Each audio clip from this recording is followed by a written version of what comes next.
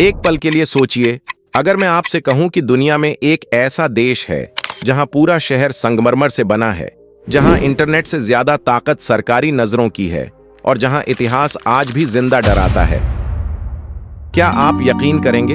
Uzbekistan. नाम सीधा सा है, लेकिन इसके पीछे की सच्चाई बिल्कुल नहीं। ये वही जमीन है जहां कभी सिल्क रोड से सोना, मसाले और रहस्य गुजरते थे। लेकिन सवाल यह है, अगर ये जगह इतनी अहम थी तो आज दुनिया इसे लगभग भूल क्यों चुकी है?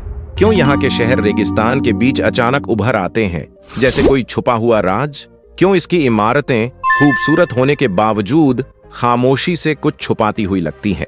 और क्यों इसे आज भी सेंट्रल एशिया का सबसे कंट्रोल्ड और अनप्रेडिक्टेबल देश कहा जाता है? क्या उज़्बेकिस्तान सिर्फ नीले गुंबदों और पुरानी मस्जिदों की कहानी है, या फिर इसके पीछे छुपा है एक ऐसा सच जिसे दुनिया जोर से बोलने से डरती है? इस वीडियो को ध्यान से देखिए। इसी तरह की और रहस्यमयी जानकारी प्राप्त करने के लिए हमारे चैनल ट्रू हिस्ट्री को आज ही सब्सक्राइब करें और बेल आइकॉन को प्रेस करें, क्योंकि यहाँ फैक्ट्स सिर्फ बताए नहीं जाएंगे, यहाँ सवाल उठाए जाएंगे। पॉइंट 1, उज़्बेकिस्तान दुनिया के उन गिने चुने देशों में से एक है जिसे डबल लैंडलॉक कहा जाता है। इसका मतलब सिर्फ इतना नहीं कि इसके पास समुद्र नहीं है, बल्कि इसके आसपास मौजूद किसी भी देश के पास भी सीधा समुद्री रास्ता नहीं है। यानी उज़्बेकिस्तान को समंदर तक पहुंचने के लिए कम से कम 2 देशों की सीमाएं पार करनी पड़ती है। समुद्र से दूरी ने इसके व्यापार, सोच और नीति तीनों को प्रभावित किया। जहां समुद्री देश खुले व्यापार और बाहरी प्रभावों के आदी होते हैं, वहीं उज़्बेकिस्तान ने हमेशा जमीनी रास्तों पर निर्भर रहना सीखा। यही वजह है कि यह देश कभी सिल्क रोड का केंद्र बना और कभी दुनिया से अलग थलग महसूस हुआ। सेंट्रल एशिया के बीच होने के बावजूद यहाँ का भौगोलिक ढांचा, पहाड़, रेगिस्तान और सीमित रास्ते राजनीति और नियंत्रण में भी अहम भूमिका निभाता है। पॉइंट 2, ज्यादातर लोग सिल्क रोड को सिर्फ एक व्यापारिक रास्ता समझते हैं, लेकिन असल में यह ताकत, प्रभाव और ज्ञान का नेटवर्क था।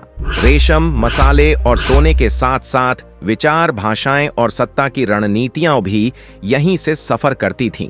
जो इसे कंट्रोल करता था वही उस दौर की ग्लोबल पावर तय करता था। समरकंद और बुखारा साधारण बाजार नहीं, बल्कि पावर सेंटर्स थे, राजाओं, विद्वानों और व्यापारियों का मिलन बिंदु। धर्म, विज्ञान और गणित का ज्ञान भी यहीं से यूरोप और एशिया तक पहुंचा।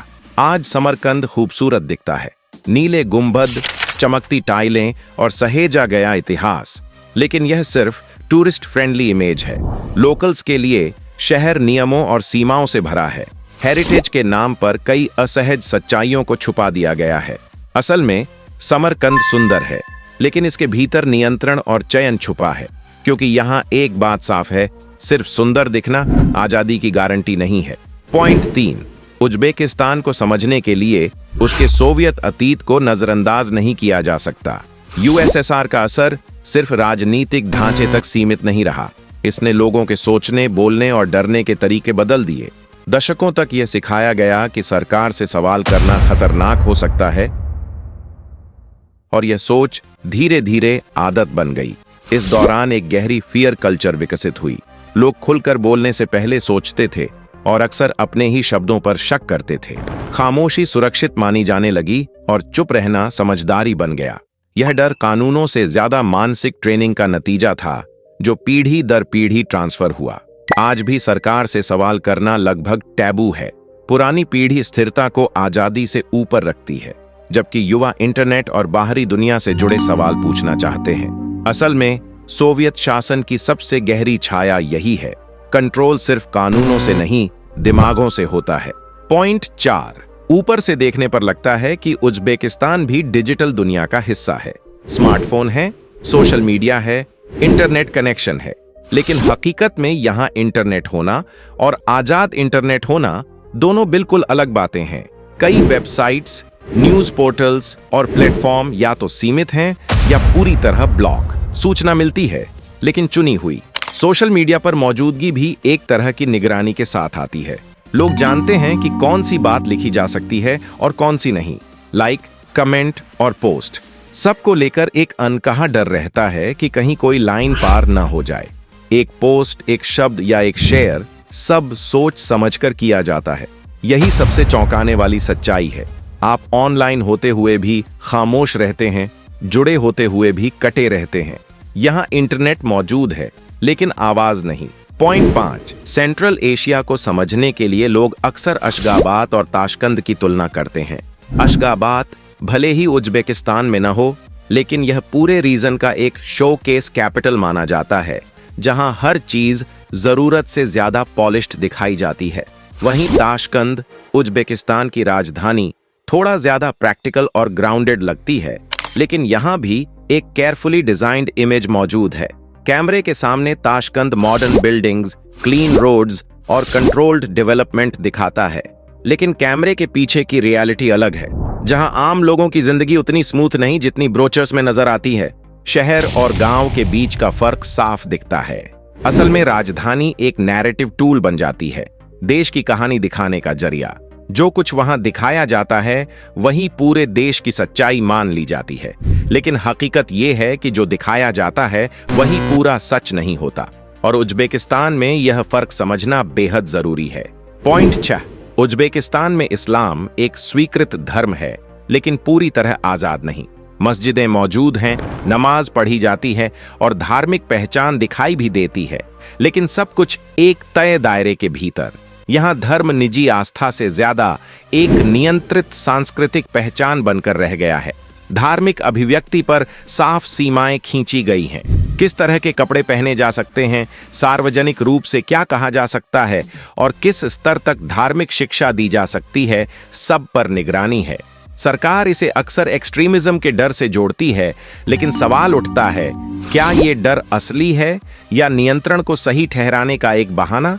यही वजह है कि लोगों की धार्मिक पहचान एक सेफ वर्जन में ढल जाती है। गहरी आस्था रखने वाले लोग खामोश हो जाते हैं और खुले तौर पर धार्मिक दिखना कई बार संदेह की नजर से देखा जाता है। संस्कृति को अपनाने की इजाजत है, लेकिन सवाल पूछने की नहीं। इस संतुलन में असल नुकसान पहचान को होता है, क्योंकि जब आस्था को लगातार सीमाओं में बांधा जाए तो वह विश्वास नहीं बल्कि नियंत्रित पहचान बन जाती है। पॉइंट 7, उज्बेकिस्तान की अर्थव्यवस्था में कपास को सफेद सोना कहा जाता है। दशकों तक यही फसल देश की रीढ़ बनी रही, लेकिन इस चमक के पीछे एक गहरी अंधेरी सच्चाई छुपी रही। कपास के खेत सिर्फ उत्पादन की जगह नहीं थे, बल्कि मजबूरी और दबाव के मैदान भी बन गए थे। लंबे समय तक यहाँ फोर्स्ड लेबर की परंपरा चली। छात्रों, सरकारी कर्मचारियों और शिक्षकों तक को हर साल कपास की कटाई के लिए भेजा जाता था। यह कोई विकल्प नहीं बल्कि आदेश होता था।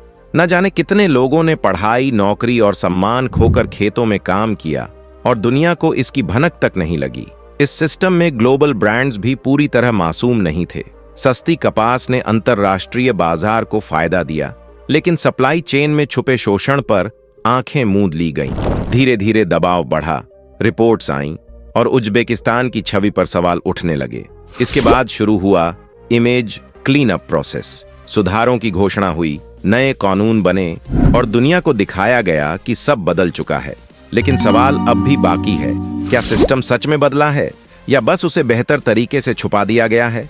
क्योंकि यहाँ कपास भले ही सफेद हो, लेकिन उसकी कहानी आज भी काली सच्चाइयों से सनी हुई है। पॉइंट 8, उज्बेकिस्तान में टूरिज्म एक दोहरी कहानी कहता है। बाहर से आए पर्यटकों को देश बेहद स्वागतशील और सुरक्षित दिखता है। होटल, गाइड, साफ सुथरे रास्ते और सुनियोजित पर्यटन स्थल, सब कुछ ऐसा तैयार किया गया है कि आगंतुक महसूस करें कि वे एक सेफ कंट्री में हैं। लेकिन सवाल उठता है, क्या ये अनुभव असली है या सिर्फ नियंत्रित नैरेटिव का हिस्सा? स्थानीय लोग अक्सर वही नहीं दिखा पाते जो असल में होता है। वे डरते हैं कि उनकी बातें बाहर जाएं और परेशानी खड़ी हो जाए। यही वजह है कि विजिटर के सामने देश हमेशा पिक्चर परफेक्ट दिखाई देता है। उज्बेकिस्तान का भविष्य सवालों से भरा है। युवा पीढ़ी बदलाव चाहती है, अच्छी शिक्षा, बेहतर रोजगार, खुली अभिव्यक्ति और डिजिटल आजादी। उनकी उम्मीदें बड़ी हैं और इंटरनेट की पहुंच ने उनकी सोच को दुनिया से जोड़ दिया है। सरकार ने कुछ सुधारों की घोषणा की है, कानूनी बदलाव, वैश्विक निवेश को आकर्षित करना और पर्यटन को बढ़ावा देना। लेकिन सवाल यह है कि ये सुधार सच्चे बदलाव हैं या सिर्फ एक कॉस्मेटिक शो? कितनी चीजें दिखाने के लिए बदल दी गई हैं और कितनी हकीकत में बेहतर हुई हैं। अगले 10 साल में उज्बेकिस्तान कहां तक पहुंचेगा? क्या यह युवा उम्मीदों और वैश्विक दबाव के बीच असली बदलाव को अपनाएगा या सिर्फ वही दिखाएगा जो दुनिया देखना चाहती है? अगर आपको ये वीडियो पसंद आया तो लाइक करें, शेयर करें और हमारे चैनल को सब्सक्राइब करना बिल्कुल न भूलें। चलो साथ में नई दुनिया की सच्चाइयों को एक्सप्लोर करते हैं। जय हिंद।